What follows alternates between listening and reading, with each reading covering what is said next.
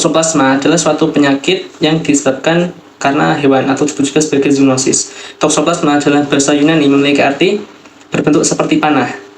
Nah, infeksi akut dari Toxoplasma ini apabila didapatkan setelah lahir nanti akan bersifat asimptomatik atau nanti tidak akan menimbulkan gejala. Namun lebih sering menghasilkan kista yang nanti akan kalau terbentuk nanti akan semakin menyebabkan infeksi kronik.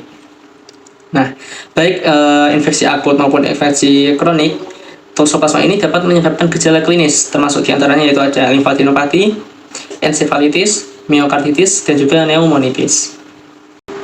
Toxoplasma gondii adalah parasit intraseluler yang dapat menginfeksi burung dan juga mamalia. Tahap utama dari hidup parasit adalah pada kucing, atau kucing dianggap sebagai penjamu definitif. Dalam sel epitel usus kecil kucing berlangsung daur hidup aseksual atau skizogoni dan daur hidup seksual atau gametogoni dan sporogoni yang menghasilkan ookista yang nanti akan dikeluarkan bersama tinja kucing. Nah, ookista yang sudah terbentuk ini yaitu bentuknya lonjong dengan ukuran 12,5 mikron yang di dalamnya terdapat 2 sporokista yang masing-masing sporokista tadi mengandung 4 sporozoid.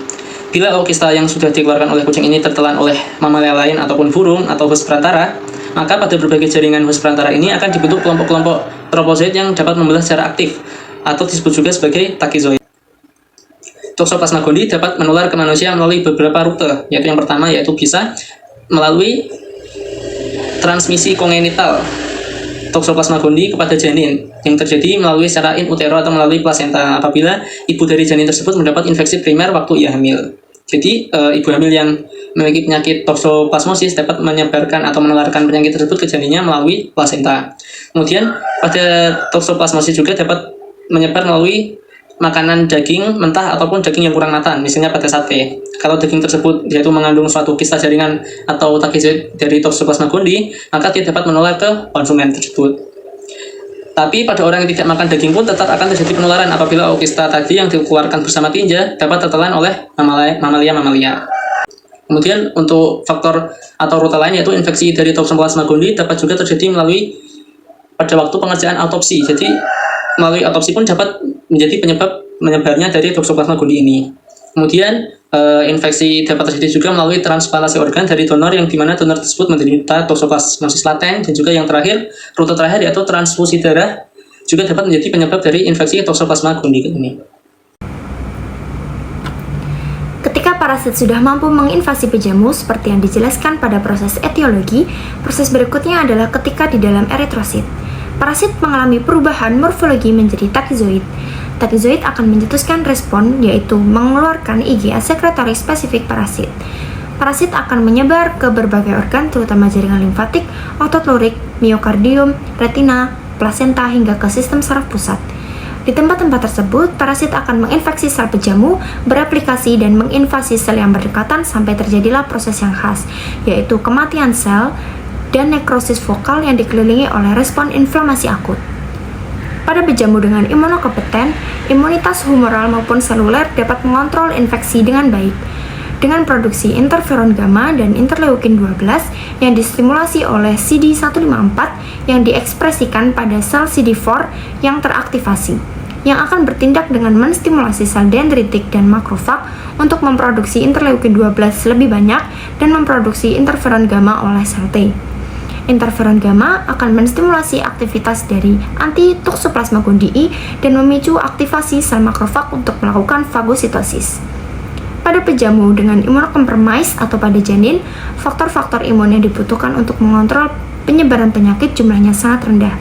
Akibatnya, takizoid akan menetap dan terjadilah proses penghancuran progresif yang menyebabkan kegagalan organ seperti necrotizing encephalitis, pneumonia, dan miokarditis.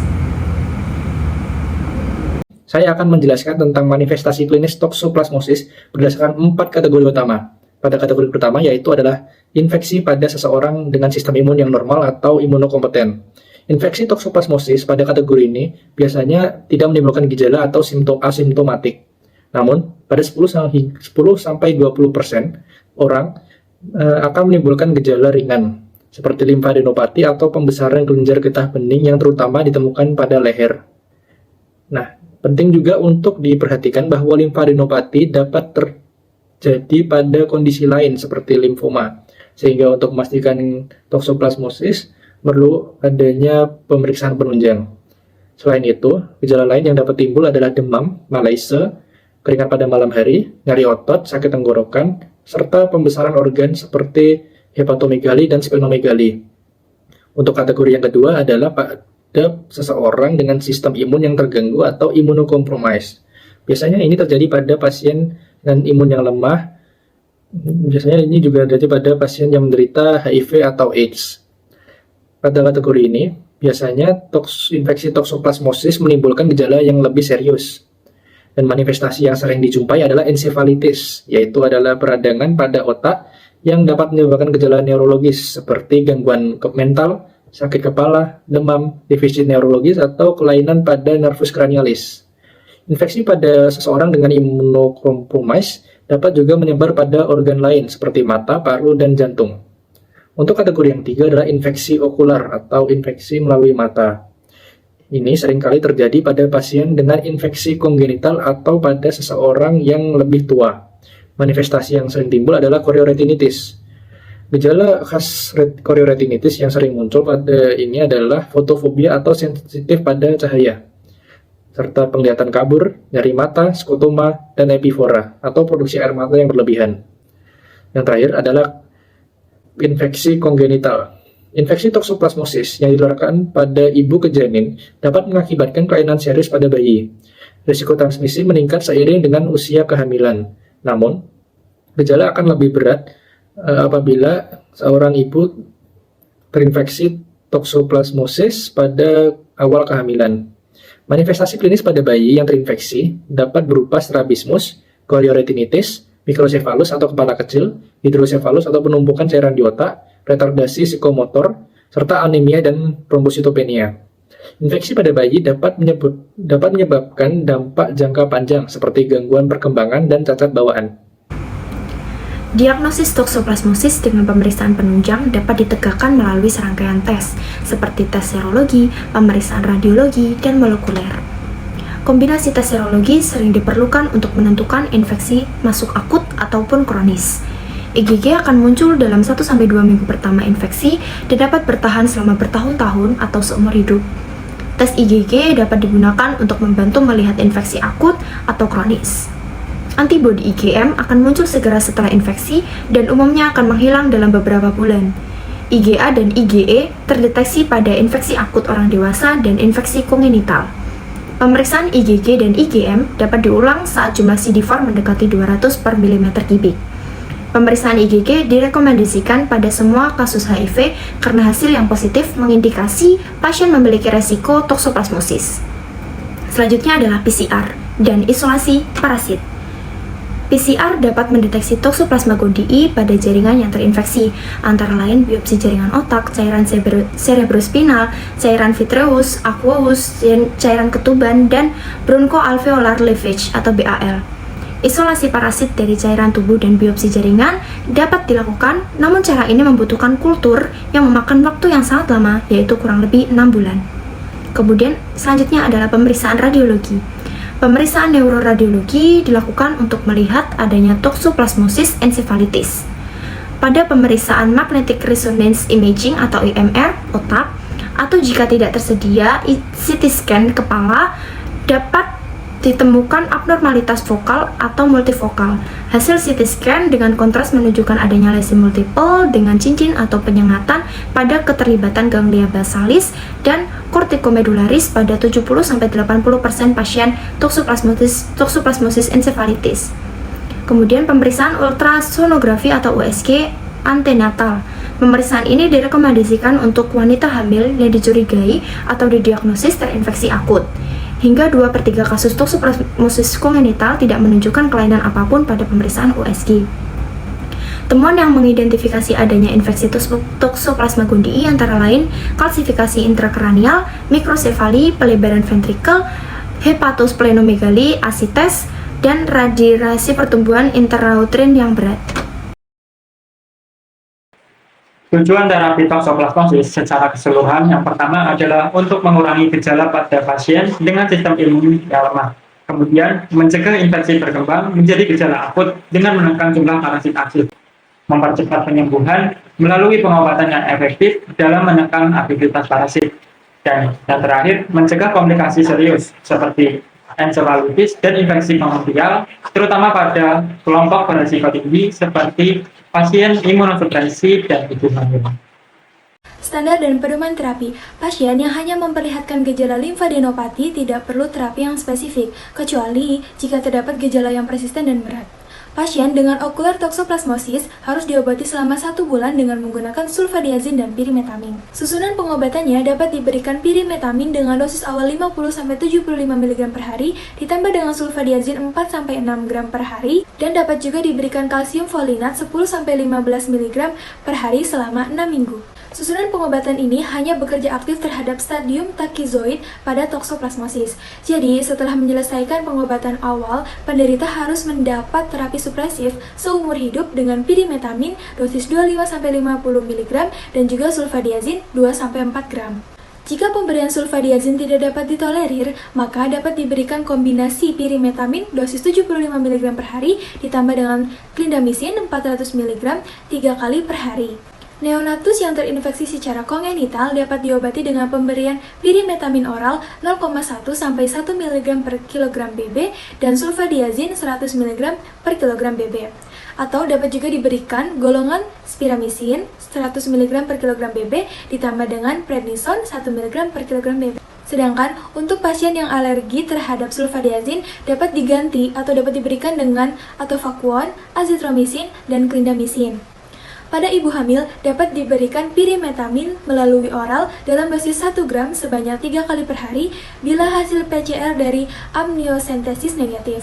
Tetapi bila hasilnya positif dapat diberikan dengan pirimetamin dosis 25 mg per hari dan sulfadiazin dosis 4 gram per hari dibagi dalam 2-4 kali pemberian, dan leucovorin atau seperti kalsium folinat dengan dosis 10-25 mg per hari. Pada anak-anak, regimen obat diberikan selama 6 minggu. Dosis regimen yang diberikan adalah pirimetamin 2 mg per kilogram BB pada hari pertama dan dilanjutkan dengan 1 mg per kilogram BB per hari. Sulfadiazin dengan dosis 2 kali 50 mg per kilogram BB per hari dan dapat juga diberikan leucovorin 7,5 mg per hari. Pengobatan pada ibu hamil bisa diberikan spiramycin dengan kategori C. Spiramycin merupakan antibiotik golongan makrolid paling aktif terhadap toxoplasmosis. Dosis yang diberikan pada ibu hamil 3-4 gram per hari selama 3-4 minggu. Diberikan secara oral. Mekanisme kerjanya menghambat pergerakan mRNA pada bakteri atau parasit dengan cara menghambat 50S ribosom, sehingga sintesis protein bakteri atau parasit akan terhambat dan kemudian mati. Struktur aktivitasnya berupa cincin lakton makrolida besar yang mengikat subunit ribosom bakteri dan menghambat sintesis protein. Spiramycin terdiri dari 16 atom C. Gugus diamin pada antibiotik makrolida harus diperhatikan karena gugus tersebut akan berikatan spesifik pada ribosom bakteri. Sementara pada struktur lainnya menghalangi pembentukan ikatan peptida protein. Efek samping spiramycin sebaiknya tidak diberikan kepada pasien yang hipersensitif terhadap antibiotik makrolid. Sejumlah kecil ibu hamil menunjukkan gejala gangguan saluran cerna atau reaksi alergi. Ibu yang positif mendapat terapi spiramycin 2 minggu, dilanjutkan dengan kombinasi pirimetamin dan sulfadiazin 4 minggu. Terapi pirimetamin dan sulfadiazin dilanjutkan pada bayi hingga berumur 1 tahun. Selanjutnya, kombinasi pirimetamin, sulfadiazin, dan asam folinat leucovorin diindikasikan untuk ibu hamil yang mengalami infeksi Toxoplasma gondii pada akhir trimester kedua lebih dari 18 minggu atau pada trimester ketiga. Kombinasi ini juga diindikasikan untuk ibu hamil dengan infeksi janin atau janin dengan toxoplasmosis kongenital yang terdeteksi melalui ultrasonografi. Dosis dan aturan pakai diberikan dengan dosis 50 mg sampai 75 mg sehari untuk dewasa selama 3 hari, kemudian dikurangi menjadi 25 mg sehari, 0,5 sampai 1 mg per kilogram berat badan per hari selama 1 minggu pada penyakit berat. Karena waktu paruh adalah 4 sampai 5 hari, pirimetamin dapat diberikan 2 sampai 3 hari sekali. Asam folinat leucovorin diberikan 2 sampai 4 mg sehari atau dapat diberikan ragi roti 5 sampai 10 gram sehari sebanyak 2 kali seminggu. Sulfadiazin dapat menyebabkan trombositopenia dan hematuria. Diberikan dengan dosis 50 sampai 100 mg per kilogram berat badan per hari selama beberapa minggu atau bulan. Jika pemberian sulfadiazin tidak dapat ditolerir, dapat juga diberikan kombinasi primetamin sebanyak 75 mg per hari dan ditambahkan clindamycin 400 mg 3 kali per hari, diberikannya secara oral. Mekanisme kerjanya, trimetamin merupakan antipirasit yang secara kimiawi dan farmakologi menyerupai trimetoprim. Di dalamnya terdapat zat aktif diaminopirimidin yang bekerja sebagai inhibitor poten dari dihidrofolat redukase dan bekerja secara sinergis dengan sulfonamid. Sulfadiazin merupakan golongan sulfonamida dengan massa kerja sedang. Mekanisme kerjanya bersifat bakteriostatik dengan menghambat sintesis asam folat serta menghambat enzim yang membentuk asam folat dan para aminobenzoik acid. Struktur aktivitasnya, trimetamin mengandung cincin pirimidin dengan substituen amin di posisi 4, yang dimana memberikan afinitas yang cukup besar terhadap enzim hidrofolat redukase dalam parasit yang menghambat sistem sintesis asam folat dan menghentikan pertumbuhan parasit. Asam folinat adalah bentuk tetrahidrofolat yang terkonversi aktif dari asam folat dalam tubuh. Struktur kimianya ini sangat mirip dengan asam folat, tetapi mengalami reduksi pada cincin steridin yang memiliki gugus metil pada posisi yang berbeda. Fungsi utama dari leukokorin adalah memberikan bentuk aktif folat yang diperlukan untuk reaksi-reaksi enzimatik di dalam tubuh, terutama dalam proses sintesis DNA dan RNA serta metabolisme asam amino. Adapun efek samping obat tersebut adalah pirimetamin dapat menyebabkan depresi sumsum tulang belakang. Kekurangan asam folat akan memicu granulositosis sehingga pemberian pirimetamin harus bersamaan dengan asam folinat. Clindamycin akan mengurangi pelepasan oksida oleh kucing tetapi tidak mengeliminasi oksida tersebut. Pengobatan pada bayi kongenital bisa diberikan kombinasi pirimetamin, sulfadiazin, dan asam folinat. Biasanya diberikan untuk bayi yang lahir dari ibu dengan hasil positif pada cairan amnionya atau yang sangat dicurigai menderita T. gondii. Dosis pirimetamin 2 mg per kilogram BB per hari untuk 2-6 bulan. Setelah itu 1 mg per kilogram BB per hari 3 kali seminggu. Dosis sulfadiazin 50 mg per kilogram BB setiap 12 jam. Dan dosis asam folinat 5-20 mg 3 kali seminggu. Diberikan secara oral. Efek samping pirimetamin menyebabkan supresi sumsum tulang belakang. Hal ini dapat terjadi penurunan produksi sel darah seperti anemia, leukopenia, dan trombositopenia. Karenanya, asam folat atau leukovorin sering ditambah untuk mengurangi efek ini, karena sifat pirimetamin yang menghambat metabolisme asam folat. Selanjutnya, reaksi hipersensitivitas, karena kombinasi ini juga dapat memicu reaksi alergi seperti sindrom Stevens-Johnson, toxic epidermal necrolysis atau TEN, atau erythema multiforme, terutama akibat efek dari sulfadiazin. Kemudian, terdapat komplikasi penyakit dari toksoplasmosis. Pertama, pada host imunokompeten dapat terjadi limfadenopati serviks disertai dengan demam, menggigil, dan berkeringat. Kemudian ada pneumonitis, miokarditis, perikarditis, polimiositis, hepatitis, ensefalitis, dan hepatomegali. Pada bayi dapat terjadi retinokoroiditis, keterbelakangan mental, dan defisit neurologik. Pada ibu hamil dapat terjadi abortus, toksoplasmosis kongenital, dan meningitis. Pencegahan pada toksoplasmosis. Pada dasarnya, resiko utama dari toksoplasmosis ialah daging yang belum matang, tanah, dan kucing. Yang pertama, pastikan memasak daging dengan matang hingga tidak ada lagi kemerah-merahan pada daging. Yang kedua, pastikan selalu membersihkan tawenan, pisau, dan alat dapur lainnya ketika memotong daging. Ketiga, jangan makan makanan laut secara mentah seperti tiram, kerang, bahkan sushi. Yang keempat, pastikan selalu mencuci atau mengupas buah dan sayur mayur sebelum kita konsumsi. Yang kelima, selalu menggunakan alas kaki ketika menginjak tanah. Yang keenam, ketika ingin berkebun, gunakan alas kaki seperti sepatu boots dan sarung tangan. Hindari kontak langsung pada tanah. Ketujuh, selalu jaga kebersihan tubuh dan jaga kebersihan lingkungan sekitar dari kotoran-kotoran hewan. Yang kedelapan, hindari menyentuh atau kontak langsung dengan hewan liar, seperti kucing di jalanan, terutama pada anak kucing. Kesembilan, pastikan jika ingin meminum susu segar, susu tersebut sudah dilakukan proses pasteurisasi. Yang terakhir, edukasikan pada keluarga dan masyarakat sekitar tentang toksoplasmosis yang berhubungan dengan tanah dan daging.